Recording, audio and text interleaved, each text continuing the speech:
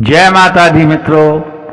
3 तारीख से भगवती दुर्गा का आगमन हो रहा है और ऐसे में हम सभी लोग माता रानी की विधिवत पूजा करना चाहते हैं और सभी लोग माता रानी को प्रसन्न करना चाहते हैं, जिससे हमारे आने वाले जीवन में सुखता बनी रहे, हमारे कष्टों का समाधान होता रहे।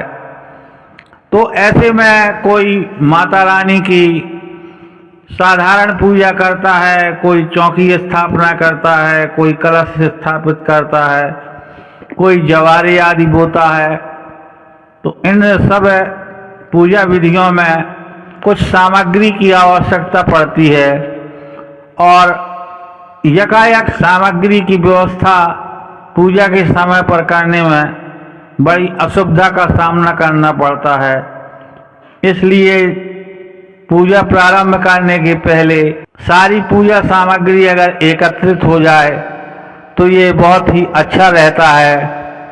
तो मित्रों, मैंने प्रयास किया है आप लोगों को सारी पूजा सामग्री पहले से ही एक साथ बता दूं कि क्या क्या लगने वाला है। और क्योंकि माता रानी की सेवा पूजा में पूर्ति तो कोई नहीं कर सकता, लेकिन इसके बाद भी मेरे द्वारा प्रयास किया गया है।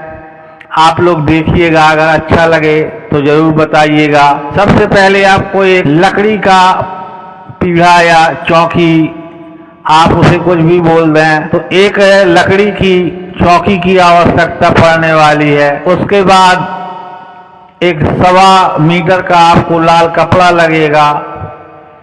साथ में माता रानी का फोटो, गणेश भगवान का फोटो या उनकी मूर्ति भी घर में हो सकती है और अगर कुछ नहीं है तो एक सुपारी में आप कलावा लपेटकर उनकी स्थापना कर सकते हैं। जवारे बोने के लिए जवा एक मिट्टी का पात्र होता है, हमारे यहाँ उसे कूड़ा कहते हैं, जिसमें जवारे बोए जाएंगे।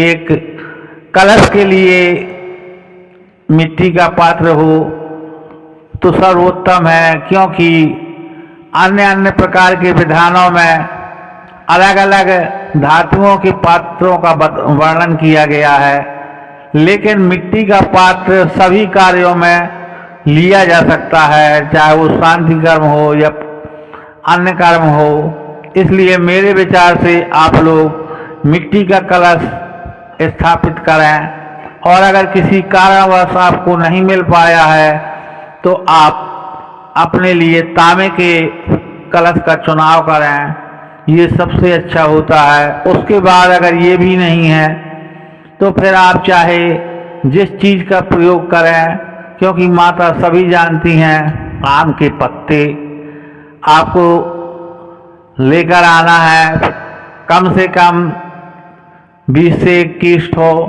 क्योंकि दरवाजे पर तोरण द्वार भी आपको बनाना पड़ेगा और साथ में कलश में स्थापना के लिए भी आम के पत्तों की आवश्यकता पड़ती है। नारियल आप कम से कम 3 ठो तो खरीद ही लें, क्योंकि एक तो आपकी कलश स्थापना में लग जाएगा और दूसरा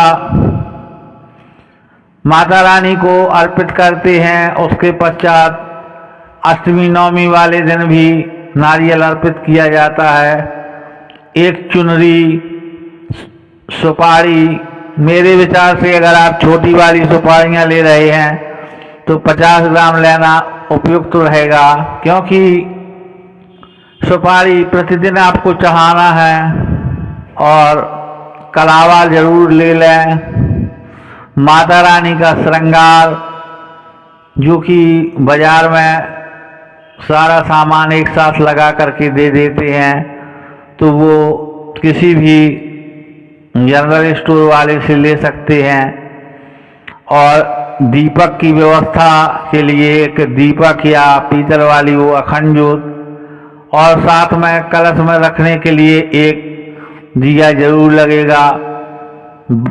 बाती भी आपको के लिए सबसे पहले आपको रुई का प्रबंध कर लेना है, और अगर आपको बाती बनाना नहीं आती है तो कलावे से ही आप बाती बना लें। गाय का घी अगर आपको मिल जाए तो सर्वोत्तम है, क्योंकि गाय में तो वैसे भी सारे देवी देवताओं का निवास बताया जाता है, इसलिए गाय का घी सबसे अच्छा है। और अगर नहीं मिल रहा है तब फिर आप जो भी यूज करते हो उसी को यूज करें, ये नहीं कि सस्ते से सस्ता ढूंढ कर ले आएं।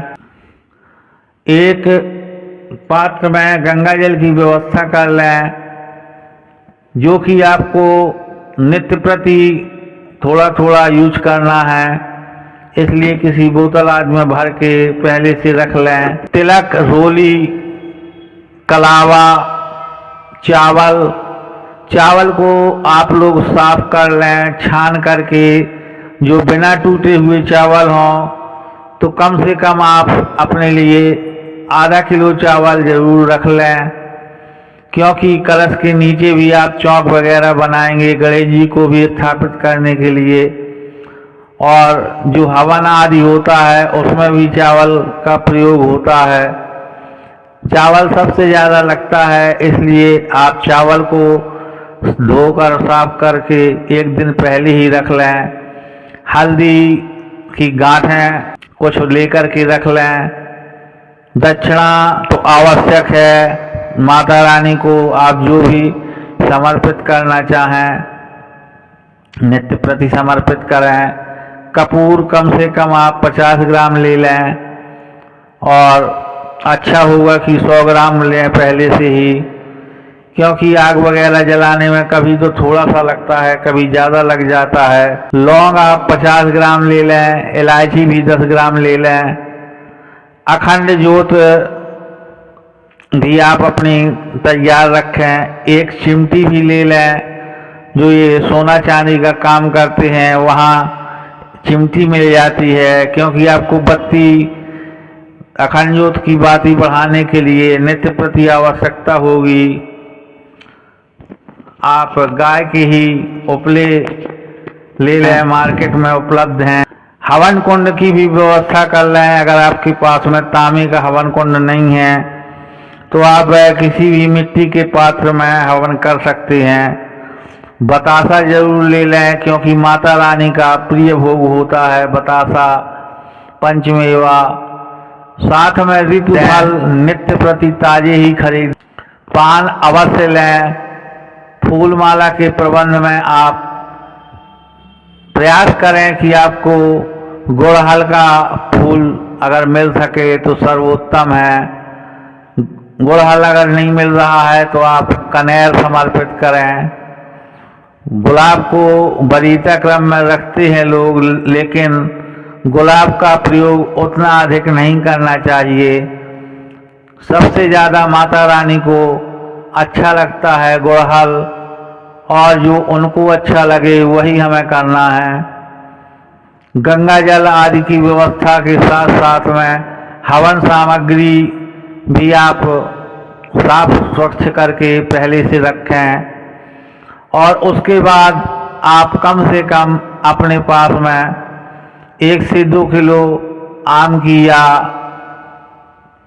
पलाश की या पीपल की ऐसी शुभ लकड़ियों को जरूर रखें।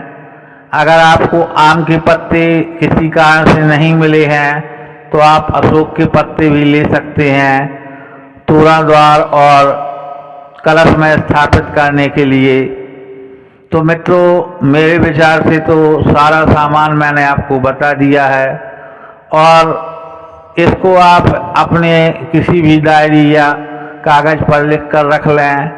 उसके पश्चात अपने बड़ों से भी सलाह लें, क्योंकि माता रानी की स्थापना के समय कोई भी चीज़ कम नहीं होना चाहिए। इसलिए आप सभी लोग विशेष ध्यान रखें, क्योंकि माता रानी की सेवा बड़ी कठिन होती है और बहुत सरल भी होती है, बस बात होती है भाव की। तो मित्रों, मेरा ये प्रयास कैसा लगा, क्योंकि आपको स्थापना की विधि आदि तो पता ही होगी, अगर नहीं भी पता है तो मैं आपको अगले वीडियो में बता दूंगा। आप लोग जरूर देखिएगा, और ये सामग्री आप लेकिन जल्दी से जल्दी एकत्रित कर लें। कम से कम एक दिन पहले तो हो ही जाना चाहिए। और अगर किसी कारणवश साफ सफाई में कुछ कमी रह जाए तो आप नवरात्रि को सुबह सुबह ही कर लें, क्योंकि माता रानी की चौकी स्थापित करने के पहले सारी चीज़ों की आवश्यकता पड़ेगी। बहुत बहुत धन्यवाद इतनी देर तक साथ बने रहने के लिए। कृपया हमारे चैनल को सब्सक्राइब कर लें, वीडियो को लाइक ज़रूर कर दें, एक प्यारा सा कमेंट कर दें। जय माता दी।